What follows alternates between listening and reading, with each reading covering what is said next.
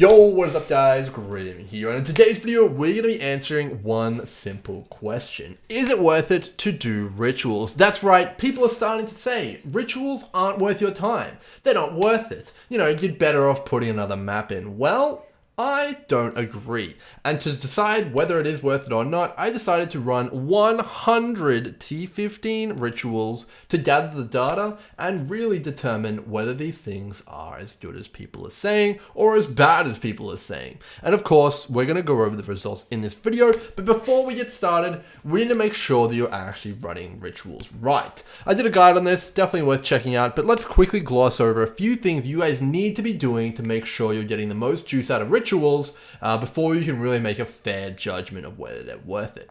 So I'm going to assume you can do rituals, in about 1 or 2 extra minutes per map. So there's about 3 to 4 rituals. They take about anywhere between 30-ish seconds to do. That one probably took even less, to do. But there is a critical point here that I must point out. Rituals scale based on your build. If you've got a build that slays monsters super duper fast, it's going to make sure the monsters come out at a pace that is suitable for that. If you have a build that kills monsters super duper slow, something like a summoner might come to mind, the monsters are going to come out significantly slower, and instead of 1 or 2 minutes per ritual, for the rituals per the map, it might take you, it may take you 3 or 4 minutes per the map, and that will definitely skew the worth of these rituals based on that kind of judgment. So if you've got any kind of a clear speed build though, a Blade Vortex build, ED Contagion, Totems are pretty good as well. Basically any build with an Explodey chest, Ignite, Proliferate, all the good stuff, you're generally probably clearing them in about 2 minutes per map, as long as you're efficient with your time. So super duper good. Let's assume you do it in 2 minutes. I think that's fairly fair and it should cover most situations. So pretty good. Now, okay, next move on to number 2. Do you know what you're picking? The main thing that you need to understand what to pick in these rituals are the following 2 things. You'll need a price checking macro. In my opinion, the best one is Awakened PoE Trade. If you're not sure what a price checking macro is, it's essentially a program that runs in the background so that when you hit a hotkey, it'll look up the trade website and tell you how much an item is worth. You can use this to determine the best choice from the rituals and get you the most amount of currency from your kind of points that you possibly can. Next, you need to be following the rule that you never really want to spend more than 1,000 tribute per chaos. And if you don't have anything which is worth 1,000 tribute per chaos, you should always re-roll. That's kind of the primary thing there. So you can see here in this example here, I took a Maze of the Minotaur fragment. That is worth, 7 or 6 chaos, and it cost me about 3,300. So the value I'm getting is about 2 chaos per 1,000 tribute. That is an incredible deal, and I took it. You can see here I'm about to take a blueprint as well that I've deferred in another ritual. I'm going to take that too. I think that's about 2,000 tribute there. And I know I can sell that for 4 or 5 chaos there. So I already made 11 chaos from that that ritual there. And the final thing is that you need to have a bit of game knowledge. You need to understand, that a 6-link Tremor Rod is going to sell, but, a 6-link, what is it, like Crown of Thorns or something like that, or whatever the Thorn Jacket is going to sell. And that's not necessarily worth your time to defer. So you need to have some sort of understanding of when you should defer, what's kind of valuable, and the price checking macro is really going to help you out a lot with that. But primarily, you're going to want to be having a bit of game knowledge as well. So you can see there I also take some alterations. That's about 1.5 chaos worth of alterations as well, which is super duper nice. So that's kind of all you really need to know to get started in ritual. Follow those rules and you should get similar results to me. There is also one other factor, which is very minor, but you can also juice up your maps to get more tribute. However, my test was done in Alk and Go maps. The only thing that I added to my maps was Legion, a Legion Scarab. Other than that, it was completely vanilla with Alk and Go maps. So very, very good there. Now, how much can you expect to make? Well, let's get into the juicy part. Is it worth it to run these rituals? In my opinion, absolutely yes. Based on my results, you should be running every single ritual you come across. You can see here I made 1,626 chaos in raw juiciness just from doing my 100 rituals here. Let's go over the results and we'll talk a little bit about the stuff that we got. And I'm going to make it kind of clear that, I didn't pick any trash. This is all pure sellable stuff that, pretty much anyone can get and sell, within an hour. There's nothing padding here. About the most kind of outlandish thing I have in here is probably, an incubator. That's pretty much it. Everything else sells fairly quickly. And you know, that's pretty much the gist of it. You can see here it's all fairly high quality goods. You know, blighted maps, you know, some scarabs here, but a lot of it really does come down to, you know, you get a few exalts, you know, you get a lot of maps, all sorts of things. But there is a few things to note here. Specifically in the map department, a lot of these maps actually just dropped from doing the rituals themselves. I was doing Dunes, and you can see here that my favorited map is Dunes, and I dropped, you know, a staggering amount of Dunes. And the fact is that Ritual just gives you a ton of extra monsters in your map. So you're going to get stuff like maps, you're going to get the juice from the map, like the divination cards from the map. If you actually look, I was doing Dunes again, as I mentioned. I got a ton of acclimatization cards, which drop naturally in Dunes. So I got 4 of those. And, you know, you're going to get a lot of extra monsters. They're equivalent to, you know, probably 1 or 2 breaches. You know, would you skip 1 or 2 breaches in your map? Probably not. And I'd argue you could probably do rituals faster than breaches, and you have the added benefit of spending tribute at the end. So that's kind of that point there. In terms of raw rewards though, you do get a fairly nice selection if you use your points correctly and you re-roll at appropriate times.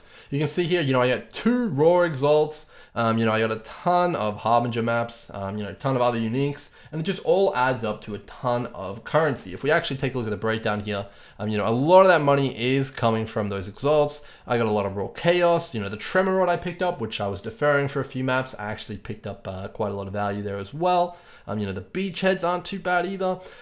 Picking up deafening essences is also a very good plan. They're incredibly cheap for the amount of money you get back, and the tribute they cost is fantastic. And I don't think I got particularly lucky. You know, I've done a lot of rituals this league, and I can tell you that there is a lot more powerful rewards that you can get than what I got. You know, you can get like a 6-link shavs. You know, you can get like all sorts of stuff, mirror shards. You can get really incredible prophecies. Basically anything in the game that you can think of, you can get from a ritual. Also, please consider that, you know, the contracts that I got here, which I specifically chose because I know they're worth about a chaos or 2 chaos each, are also not included in this calculation here.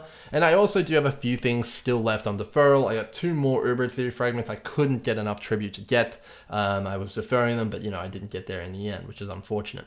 But overall, Ritual absolutely worked out to be very, very profitable. If you actually work it out on a map-by-map basis, after everything sells, you know, it's about, you know, 16-ish chaos per map, which is actually, if you compare it to similar Atlas strategies, if we actually just bring up PoE Prophet, the old trusty PoE Prophet here, if you compare it to Harbinger juicing with 1 auspicious stone in Baldo's Rest, I actually made over 50% more money just from running my rituals than farming all the Harbingers in Baldo's Rest with the talents and the 15 Exalt Watchstone. So would you skip all of those Harbingers? You probably wouldn't, right? It's not an exactly fair comparison because I'm not including maps from the Harbingers and other currency drops from the Harbingers, but you know, you get my point. The rituals are pretty damn incredible, even if you don't drop Exalts, even if you don't drop the Tremor Rod, you know, I'm still making, you know, a good 10 chaos per map, just straight up from the rewards, which are fairly consistent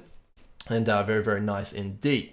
You know, so overall, if you actually math that out, let's see, you do about 2 minutes per map, you know, 2 minutes times, you know, 16 chaos. Let's just say you did get a fairly good mix of items. So 2 minutes times 16, 16 times 30, you know, that's 480 chaos an hour just from doing rituals. You know, that's pretty good.